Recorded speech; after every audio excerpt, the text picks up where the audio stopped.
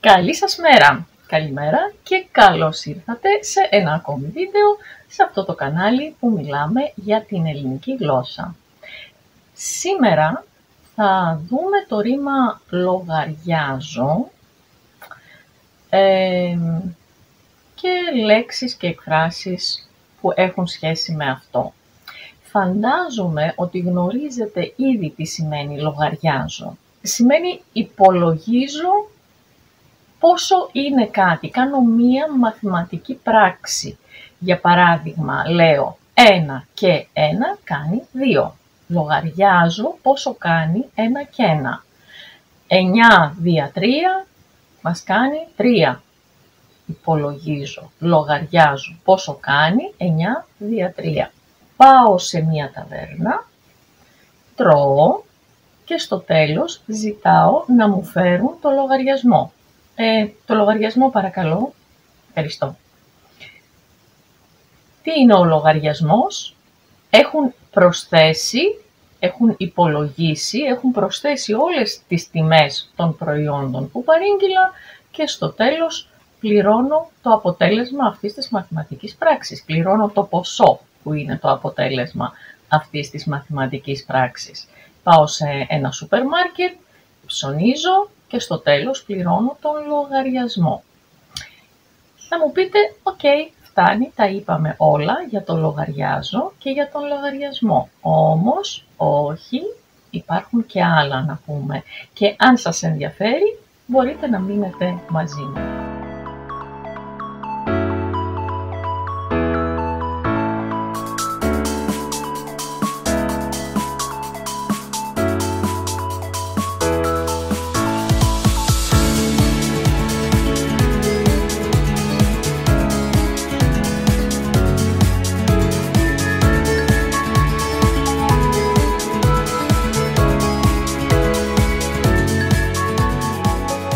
Λογαριάζω λοιπόν μπορεί να σημαίνει επίσης συνυπολογίζω κάποιον.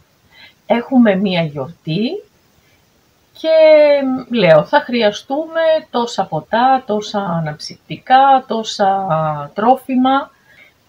Μην ξεχάσεις να λογαριάσεις και τα παιδιά. Δεν θα είναι μόνο ενήλικες, αλλά θα είναι και παιδιά. Αχ, ναι, σωστά.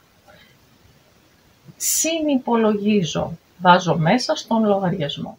Αν κάνουμε αυτή τη γιορτή, που είναι τώρα καλοκαίρι, και την κάνουμε σε ανοιχτό χώρο, γιατί είναι πιο ευχάριστα, θα πρέπει να λογαριάσουμε τον καιρό. Θα πρέπει να υπολογίσουμε με την έννοια του να πάρουμε υπόψη πώς θα είναι ο καιρός τη μέρα της γιορτής. Πρέπει να λογαριάσουμε τι ώρα είναι η σωστή. Να κάνουμε τη γιορτή το απόγευμα ή μήπως θα έχει πολύ ζέστη. Να την κάνουμε το βράδυ ή μήπως θα είναι πολύ αργά για τα παιδιά που θα πάρουν μέρος. Να την κάνουμε το πρωί ή μήπως δεν θα μπορούν οι ενήλικοι. Δύσκολοι λογαριασμοί. Και όση ώρα συζητάμε για το πώς θα γίνει αυτή η γιορτή, κάποιος προτείνει διαρκώς κάτι. Εγώ λέω να, αλλά όλοι τον αγνοούν. Και λέει, τελικά, εμένα δεν με λογαριάζει κανείς εδώ. Αυτό σημαίνει, τη δική μου γνώμη δεν την παίρνει κανένας υπόψη. Δεν δίνουν σημασία σε αυτά που λέω. Δεν με λογαριάζει κανείς. Γιατί, δεν με ακούτε? Θέλω λοιπόν να προσκαλέσω στη γιορτή αυτή κόσμο, παίρνω τηλέφωνο και λέω, έλα Μαρία, τι κάνεις? Λογαριάζω να κάνω μία γιορτή τη Δευτέρα. Τι λες, μπορείς να έρθεις? Λογαριάζω, σε αυτή την περίπτωση, σημαίνει σκέφτομαι. Λέω να κάνω μία γιορτή. Λογαριάζω να πάω στη θάλασσα το Σαββατοκύριακο. Σχεδιάζω να κάνω δηλαδή. Σκέφτομαι να κάνω. Είπαμε για το σενάριο όπου κάποιος θέλει να πει τη γνώμη του, αλλά κανένας δεν το λογαριάζει, δεν του δίνει σημασία και αυτός μπορεί στο τέλος να πει «Αχα, εσείς λογαριάζεστε για έξυπνοι, έτσι? Εμένα δεν με λογαριάζετε καθόλου, αλλά εσείς λογαριάζεστε για έξυπνοι. Εσείς περνιέστε για έξυπνοι επίσης ένας άλλος τρόπος να πούμε το ίδιο πράγμα, σημαίνει εσείς θεωρείτε τον εαυτό σας έξυπνο. Εσείς νομίζετε ότι εσείς οι ίδιοι είστε έξυπνοι. Οπότε, αφού λογαριάζεστε για έξυπνοι, εμένα να μην με λογαριάζετε. Να μην υπολογίζετε σε εμένα, να μην βασίζεστε στη δικιά μου βοήθεια, να μην με λογαριάζετε. Δεν με λογαριάζετε, δεν μου δίνετε σημασία. Να μην με λογαριάζετε, να μην υπολογίζετε στη δικιά μου βοήθεια ή στη δικιά μου παρουσία. Για παράδειγμα, θα πάμε εκδρομή το Σαββατοκύριακο. Πόσοι είμαστε, 1, 2, 3, εμένα μη με λογαριάζετε, δουλεύω το Σαββατοκύριακο.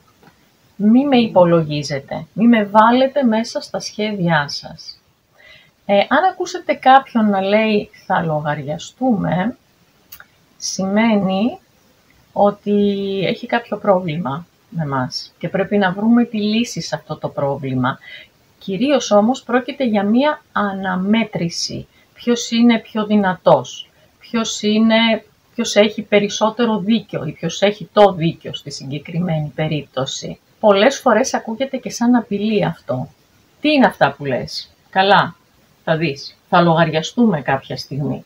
Κάποια στιγμή θα αναμετρηθούμε και θα δούμε ποιος από τους δυο μας έχει το δίκιο.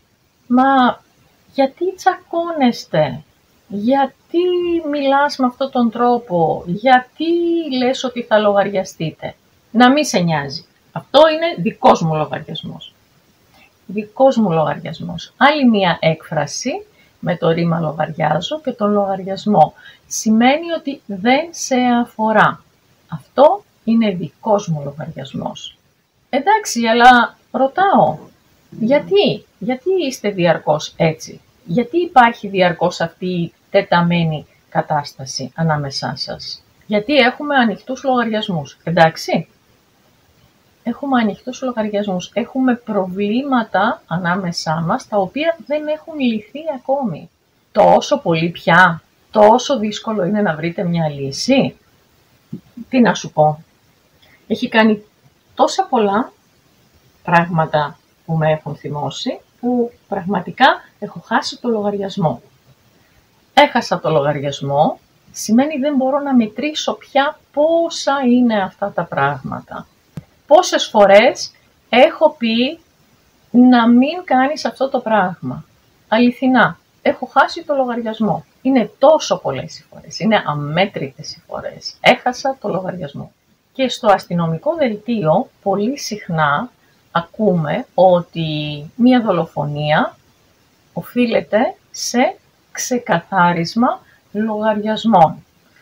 Αυτό συνήθως έχει να κάνει με αυτό που αποκαλούμε υπόκοσμο, με μαφία, με ανθρώπους που ασχολούνται με παράνομο εμπόριο πραγμάτων. Οπότε η δολοφονία μπορεί να οφείλεται σε ξεκαθάρισμα λογαριασμών. Λογαριάστηκαν με αυτόν τον τρόπο. Λογαριάζω χωρίς τον ξενοδόχο. Τι σημαίνει αυτό? Σημαίνει ότι αποφασίζω κάτι χωρίς όμως να λάβω υπόψη μου τον πιο σημαντικό παράγοντα, τον αποφασιστικό παράγοντα γι' αυτό. Παράδειγμα, οι φίλες μου θα πάνε διακοπές στις Κυκλάδες τον Αύγουστο. Λέω να πάω μαζί τους. Λογαριάζεις χωρίς τον ξενοδόχο. Κάτσε πρώτα να σου δώσουν άδεια και μετά βλέπεις. Το πιο σημαντικό είναι να πάρεις την άδειά σου. Αν δεν έχεις άδεια από τη δουλειά σου, δεν μπορείς να πας. Όσα σχέδια και αν κάνεις, όσο εντάξει και να είναι οι υπόλοιποι υπολογισμοί σου. Μη λογαριάζεις χωρίς το βασικό πρόσωπο, τον βασικό παράγοντα της υπόθεσης, τον ξενοδόχο. Και για το τέλος σας έχω μία έκφραση που πολύ πιθανόν να υπάρχει και στις δικές σας γλώσσες. Λέμε, οι καλοί λογαριασμοί κάνουν τους καλούς φίλους. Έχετε εσείς αυτή την έκφραση? Αν την έχετε, καταλαβαίνετε αμέσως τι σημαίνει. Και μετά από όλα όσα είπαμε, βεβαίως, το να είναι οι συναλλαγές μας ξεκάθαρες, Είναι πολύ σημαντικό για να διατηρήσουμε τη φιλία μας, για να είμαστε καλοί φίλοι. Τι πιστεύετε εσείς γι' αυτό? Έχετε αυτή την έκφραση? Έχετε κάποια από τις άλλες εκφράσεις στη γλώσσα σας που σας είπα? Σας άρεσε αυτό το βίντεο? Σας ενδιαφέρει το θέμα? Πείτε μου όλα αυτά, θα τα διαβάσω με πολύ ενδιαφέρον. Αυτά για σήμερα. Να είστε καλά, να περάσετε μια όμορφη εβδομάδα και να τα ξαναπούμε την επόμενη Κυριακή. Γεια σας!